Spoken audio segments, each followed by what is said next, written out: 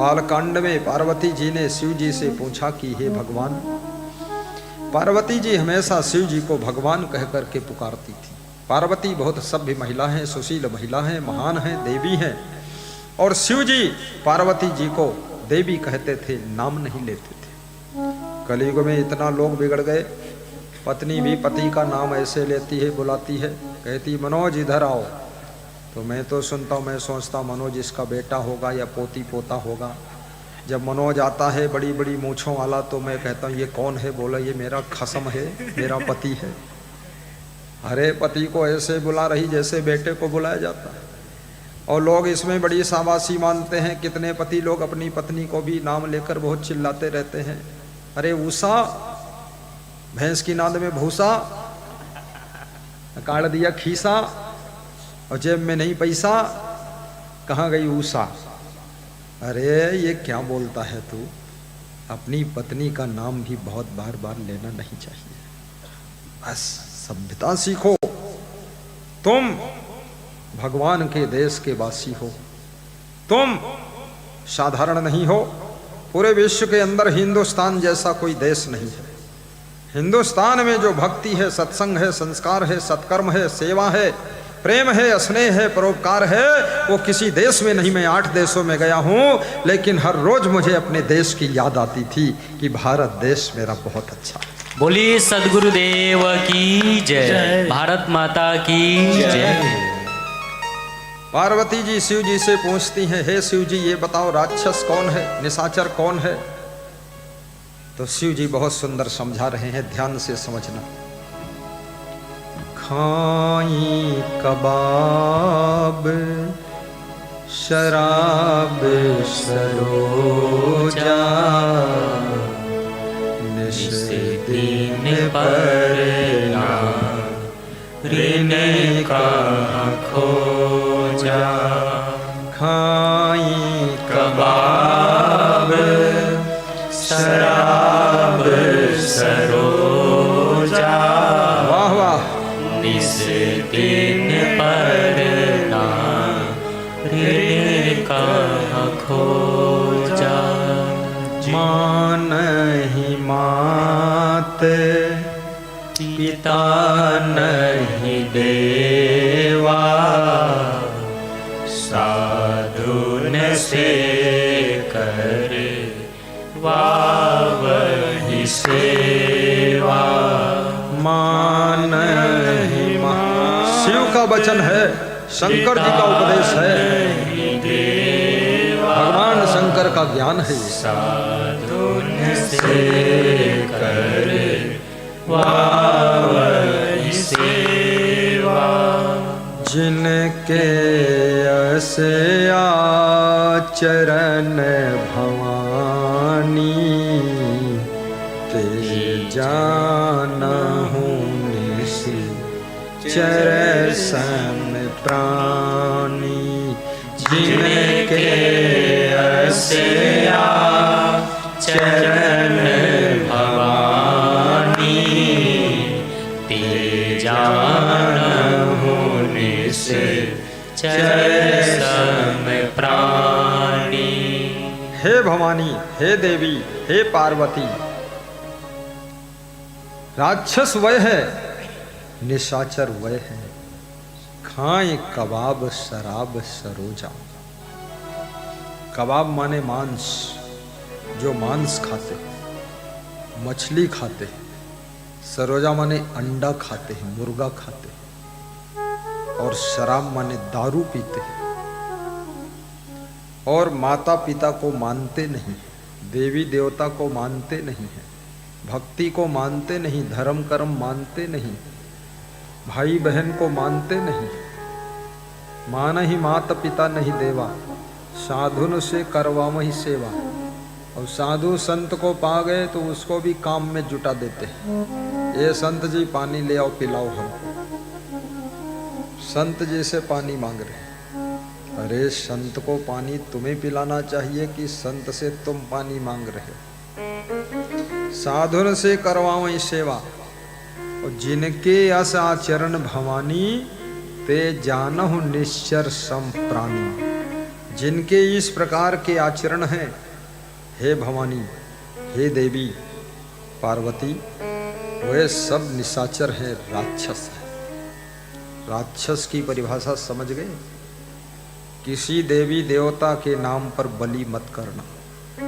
बकरे की बलि, सुअर की बलि, गाय की बलि, भैंसा की बलि, कुत्ता की बलि, सांप की बलि, नेवला की बलि, किसी की बलि मत करना। बलि किसकी करना चाहिए? बकरा बोलता है, कैसे बोलता है? मैं करता है ना बकरा। तो मैं माने क्या होता है? मैं माने अहंकार। आपके भीतर जो मैं भरा हुआ है, अहंकार भरा हुआ है, उस अहंकार की बलि ज्ञान की कृपाण से करो, तब भगवान खुश होता है, तब भगवान खुश होता है। और भैंसा की बलि वो भी नहीं करना है। भैंसे के अंदर क्या है? आलस्य होता है। भैंसा बहुत आलसी होता है, पड़ा रहता है। इसलिए भैंसे के बच्चे का नाम पड़वा है। पड़वा कहते हैं ना, बोल दिया करो। हाँ, पड़वा बोलते कि नहीं? पाड़ा, पाड़ा कहो या पड़वा कहो। पाड़ा मतलब जो पड़ा रहे वो पाड़ा। ओ भैंस का बच्चा पाड़ा, पानी, पानी जो पड़ी रहे वो पानी, और जो पड़ा रहे वो पाड़ा। तो कितने घरों में ऐसे बेटा है, ऐसी बेटी है कि बेटा पाड़ा है, पड़ा रहता है, काम ही नहीं करता। और लाड़ी, तुम सोचे थे हम लाड़ी लाए, वो लाड़ी नहीं, वो भैंस की पाड़ी। वो पड़ी रहती है, काम नहीं करती, चाय नहीं बनाती।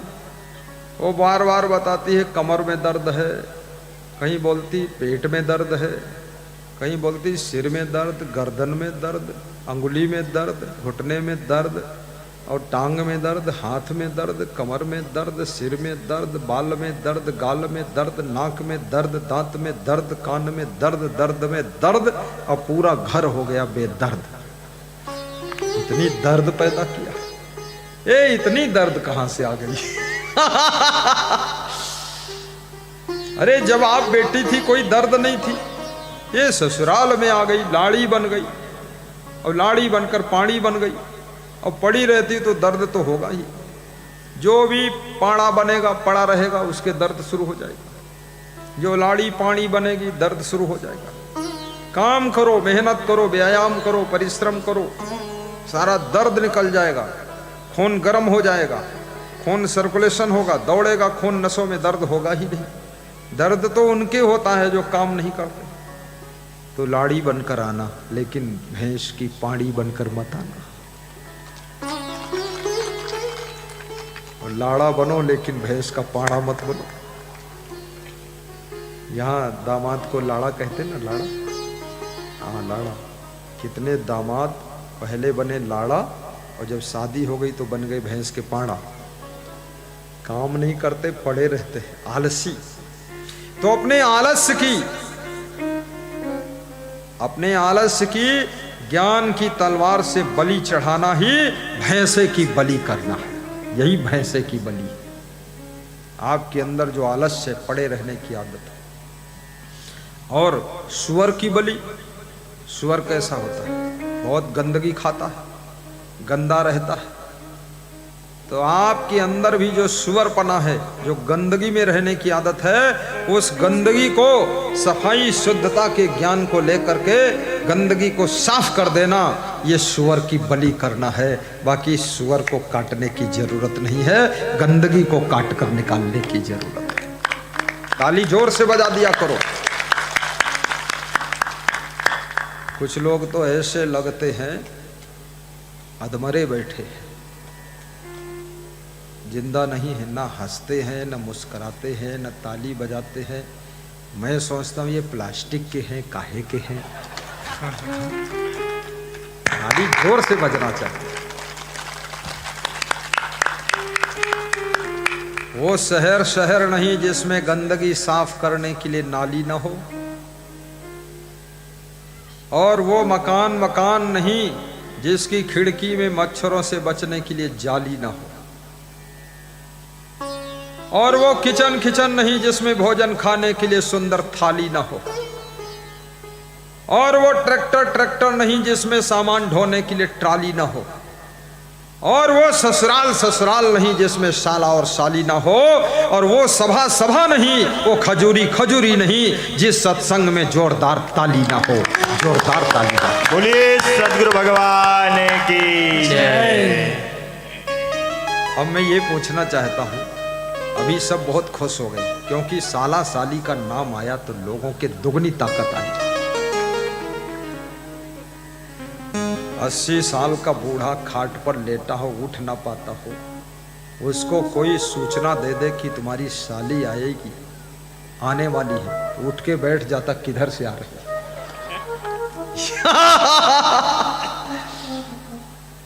ये रिश्तों, हमारी बात को आप समझ जाते हैं ना, पूरा भाषा भाषा का लफड़ा तो नहीं फंसता। तो दोबारा आऊंगा कि नहीं आऊंगा? मैं आऊंगा। जितने लोग चाहते दोबारा गुरुदेव आना, वही हाथ ऊपर उठा के ताली बजा दो। बहुत सुंदर, क्या बात। आएंगे आएंगे आएंगे आएंगे, नहीं तो जाएंगे कहाँ। अब इतना प्रेम हो गया तो आना ही पड़ेगा। पहले तो अकेले कमलेश थे, कमलेश से देवल हो गए, देवल से नूर सिंह हो गए, नार सिंह हो गए, फिर मोहन जी हो गए, फिर गोपाल जी हो गए, सुनीता हो गई, कमली बाई हो गई, फिर और ना मालूम कमली बाई, रजाई बाई, गद्दा बाई, बहुत हो गए। और फिर इधर इतने लोग सब पुरुष भाई हो गए, तो अब तो आना पड़ेगा ना। प्रेम ज्यादा हो गया है, ज्यादा लोगों का आकर्षण हो गया, और आना भी चाहिए गुरु जी को, क्योंकि आप तो गृहस्थाश्रम में हैं, व्यस्त रहते हैं, टाइम नहीं मिलता है। हम तो संत हैं, त्याग वैराग्य वाले हैं, ब्रह्मचारी हैं, कोई घर द्वार पत्नी परिवार वाले नहीं हैं, हम तो फ्री ही रहते हैं। तो हमको तो आपके बीच में आना चाहिए और आपके बीच में ज्ञान का उजाला करना चाहिए और आपको नई रोशनी देना चाहिए। ये मेरा धर्म बनता है, मेरा धर्म बनता है। तुम तो संसारी जीव ठहरे, नाना जंजाल है आपके पास, लेकिन मेरे पास तो कोई जंजाल नहीं है। मेरे पास तो केवल और केवल तुम्हारे प्रेम और भक्ति का जाल है, बाकी जंजाल नहीं है। संत जब फंसता है तो प्रेम और भक्ति के जाल में फंसता है। बहुत जिले लांगते हुए यहाँ मैं आया हूँ। नेपाल बॉर्डर पर मेरा आश्रम है, यहाँ से बहुत दूर है, 1000 किलोमीटर हो। लेकिन मुझे ऐसा नहीं लग रहा है कि मैं कोई दूर आया। मुझे लग रहा है ये झाबुआ, ये खजूरी, ये भी मेरा घर जैसा है, मेरा आश्रम जैसा है। कोई तकलीफ नहीं, यहाँ बहुत सुख मिला हमको।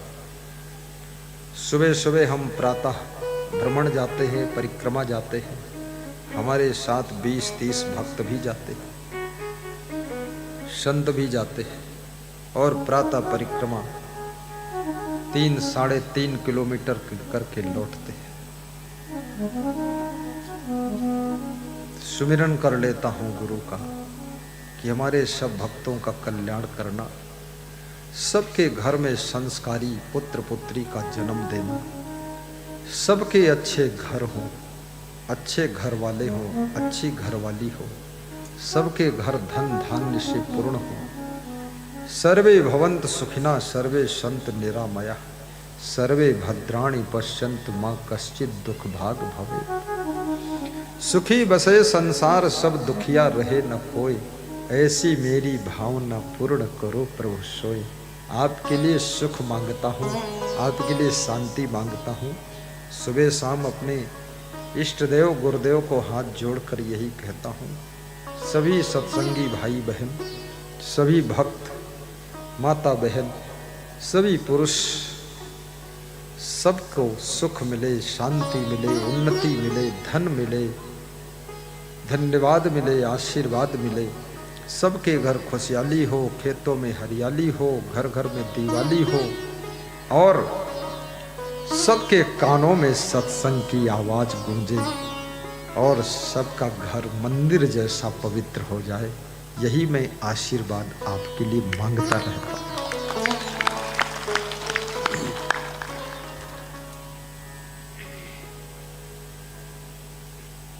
साहिब बंदगी बोलो। साहिब बंदगी, साहिब बंदगी, साहिब बंदगी। जय श्री राम, जय श्री राम, जय श्री कृष्णा, जय श्री कृष्णा, जय कबीर, जय कबीर, जय महावीर, जय महावीर, जय क्षमा देव, जय क्षमा देव। साहिब बंदगी। साहिब बंदगी। आइए और गाइए।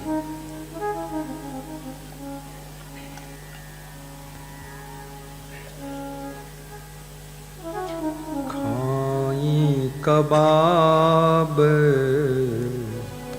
शराब सरोजा, खाई कबाब रामायण से सरोजा, निश दिन पर ना ऋणी कहाँ खोजा, निस दिन पर ना ऋणी कहाँ खोजा। शिव जी कहते हैं, हे पार्वती, तुम्हारे मन में मेरे प्रति कितना प्रेम है। पार्वती ने कहा, 100 जन्म तक मैं कुंवारी रह लूंगी, लेकिन जब पति बनाऊंगी तो शिव भगवान को ही बनाऊंगी। सोचिए, ऐसे स्त्री को पतिव्रता होना चाहिए, पुरुष को पत्नी व्रता होना चाहिए। विद्यार्थी जीवन ब्रह्मचारी होना चाहिए। ब्रह्मचर्य से बुद्धि कुशाग्र होती है। ब्रह्मचर्य की शक्ति आपकी बुद्धि को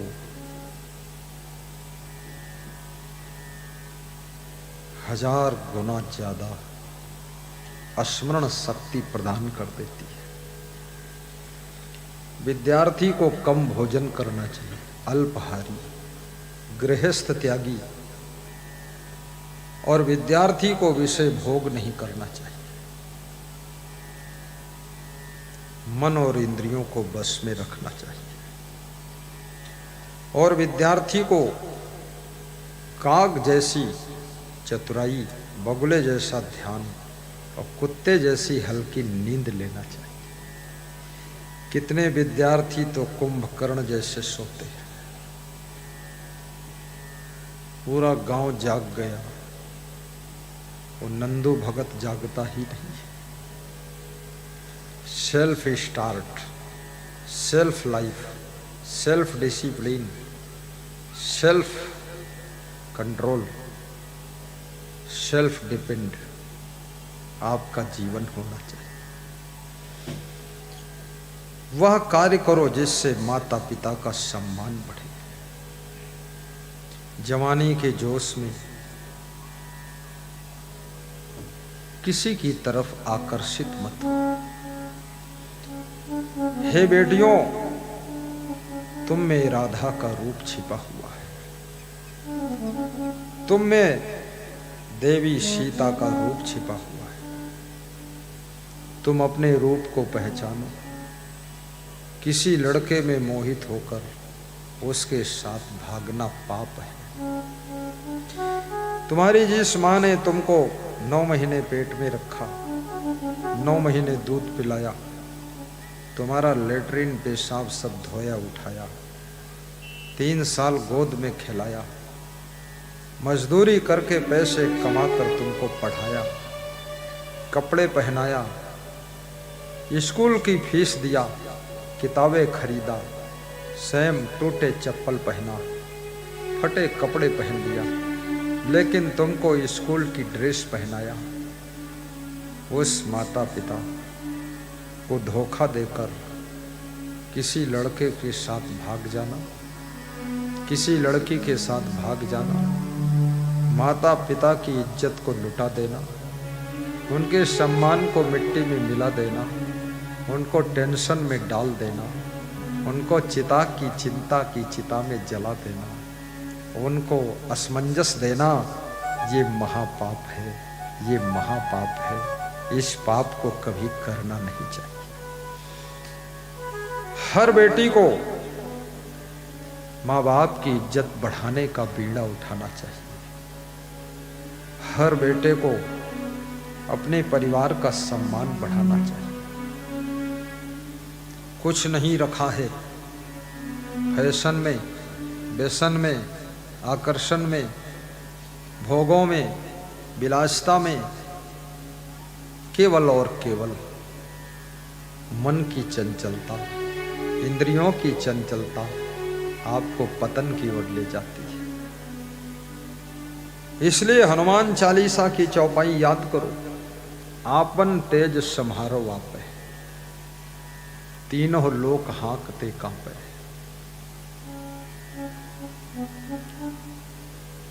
अपने तेज को संभालो, अपनी वाणी को संभालो, इंद्रियों को संभालो, मन को संभालो, चरित्र को संभालो, अपने स्वभाव को संभालो, अपने कर्मों को संभालो।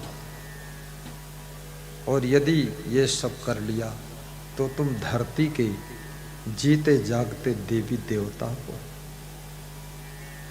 तुम किसी देवता से फिर कम नहीं हो। खान पान भी संभालो,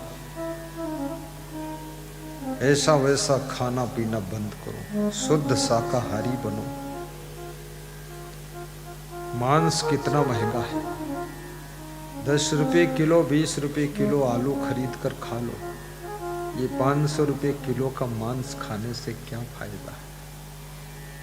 लंका के राक्षस मांस खाते थे, भैंसा खाते थे, कुत्तों को खाते थे।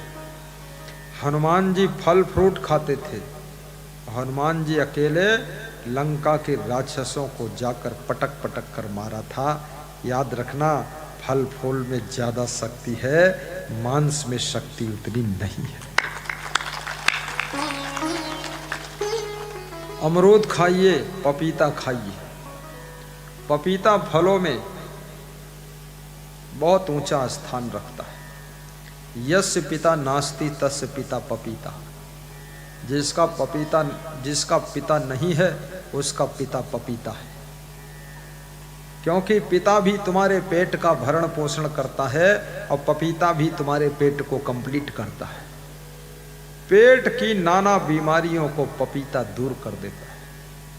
अपने घर के पिछवाड़े 2-4 पेड़ पपीता के लगा दीजिए, 2-4 पेड़ अमरूद जाम फल के लगा दीजिए, और 1-2 पेड़ आम के भी लगा दीजिए, और 2-4 पेड़ केला के लगा दीजिए। जितना बर्तन धोने का पानी है वो सब केला की जड़ में जाए, केला फल देगा।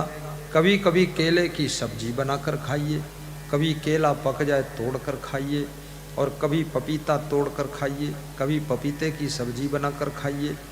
घर के पिछवाड़े थोड़ा सब्जी बो लीजिए, भिंडी बो लीजिए, तुरई लौकी बो लीजिए, ताजी खाइए। और अपने भैंस पालिए, गाय पालिए, उसका गोबर सब्जी में डालिए, बढ़िया एनर्जी पैदा करने वाली सब्जी खाओगे, सद्बुद्धि आएगी।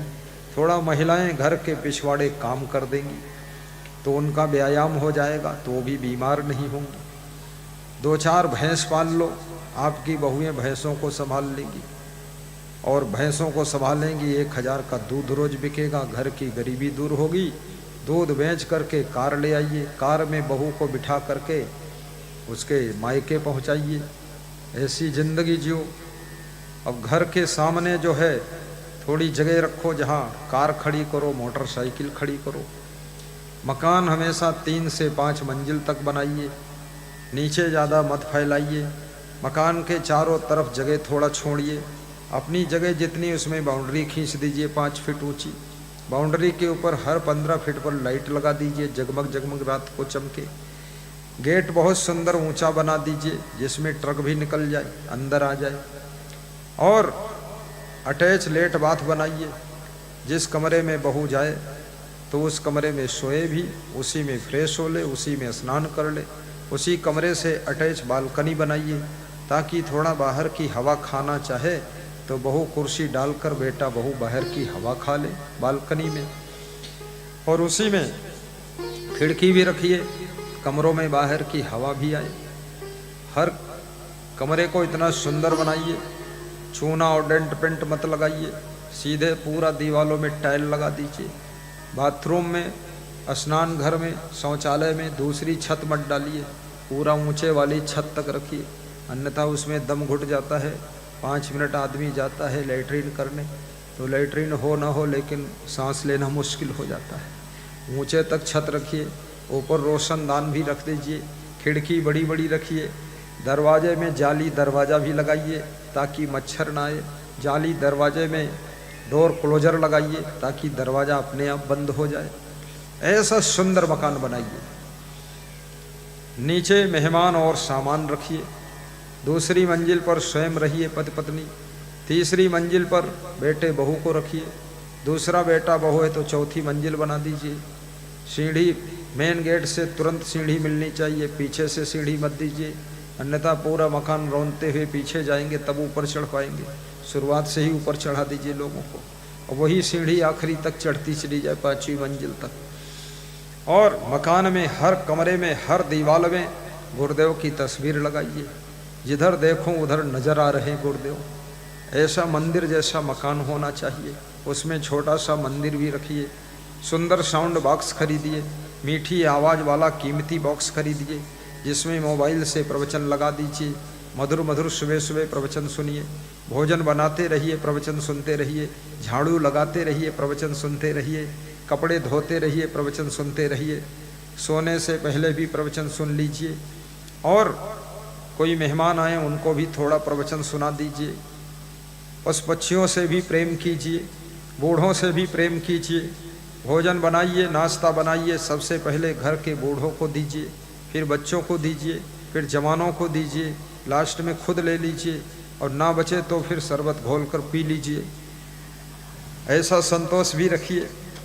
और भोजन में दाल चावल सब्जी रोटी बनाइए, कभी कभी हलवा भी बनाइए और कभी लपसी बनाइए, और सब कुछ बनाना भी सीखिए। कभी कभी इडली सांभर बनाइए, कभी डोसा बनाइए, और कभी फर्स्ट क्लास गाजर का हलवा भी बनाइए। लेकिन कभी कभी, रोज़ नहीं, हफ्ते में एक बार। रोज़ इतना हलवा खाओगे तो फिर क्या होगा, पेट इंडिया गेट हो जाएगा। तो बहुत ऐसा माल खाना भी नहीं है। सवेरे थोड़ा मूली खाइए, थोड़ा गाजर खाइए, थोड़ा पपीता खाइए, अमरूद खाइए, थोड़ा सा हरी मिर्च भी खाइए, जो भी फल मिल जाए उनको खाइए। और शाम को दूध मिल जाए, थोड़ा दूध पीजिए, आधा गिलास। दूध की ज़रूरत है तुम्हारे शरीर में थोड़ी धूप भी लग जाए, हड्डियाँ मजबूत हो जाए। लांग बांध कर काम कीजिए, शर्म मत कीजिए, बड़ों का आदर कीजिए, छोटों से स्नेह कीजिए, समान वालों से प्रेम कीजिए। आपके घर में जो पशु हैं उनसे भी प्रेम रखिए। घर को साफ सुथरा रखिए, रजाई गद्दे भी संभाल कर रखिए, झाड़ू बहारू लगा के घर को चमका कर रखिए। दारू कभी मत पीजिए, बीड़ी मत पीजिए, सिगरेट मत पीजिए, पान तम्बाकू मत खाइए। भूत चुड़ैल प्रेत मरही मसान नटवीर खबीस पाखंड आडम्बर अंधविश्वास के चक्कर में मत पड़िए। जितने भूत प्रेत हैं सब बोल दीजिए हमारे गुरु असंग देव ट्रक में भर कर लेकर चले गए हैं, हम नेपाल तरफ छोड़ देंगे। घर के सामान को भी संभाल कर रखिए। अपने पुत्र पुत्री को ऊंची शिक्षा दिलाइए, चरित्रवान पुत्र पुत्री बनिए, माता पिता की आज्ञा मानिए, हिल मिल करके रहिए, गुस्सा मत करिए। माता पिता कभी डांट दें नाराज मत होइए, वो कभी तुम्हारे थप्पड़ मार दें तो दूसरा गाल भी कर दीजिए कि इस पर भी लगा दीजिए, एक बच गया है गाल। और माता पिता से क्रोध मत कीजिए, सास ससुर से मुंह मत फुलाइए, सास ससुर को खुश करिए। ऐसी बहू बनो, अपनी बूढ़ी सासू को भी हंसाइए, खुद भी साथ में हंसिए, और अपने घर को स्वर्ग जैसा सुंदर बनाइए। नित्य प्रवचन सुनिए, नित्य दान कीजिए, अपने घर में गुल्लक रखिए, गुल्लक में